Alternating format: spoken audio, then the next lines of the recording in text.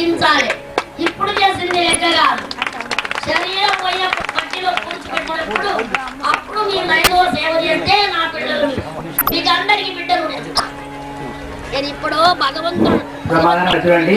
అమ్మగారు ఏమన్నారంటే ఎప్పుడు అమ్మగారు ఎటు పోటు మీరు భయపడకండి, ఎక్కడ పోతే అనుకోకుండా మీరు అమ్మ ఎక్కడ పోతే సూర్య చంద్రుడు ఎంత వరకు ఉంటుంది అసందారకంగా మరి దీవిస్తుంది కనుక అమ్మ ఎప్పుడు నమ్మకం విశ్వాసం ఉంటే మనకు అమ్మగారి చరణంతోని అమ్మగారి యొక్క అభయాస్తంతో అమ్మగారు భావయుక్తంగా మనకు భక్తిని యుక్తిని శక్తిని దైవాన్ని ఎరుకునే ఒక యుక్తి అంటే నేర్పు యోగం అండి.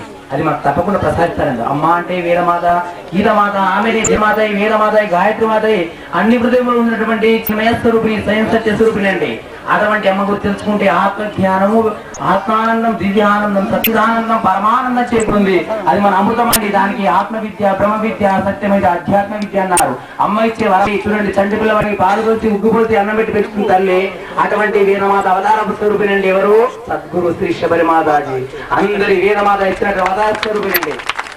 ఇప్పుడు మన వేదమాత దొరికింది కదా, మరి చూడండి పండితులు పామరుల వరకు పవిత్రమైన వేద విద్యను రసాయనం తీసుకొస్తుందండి.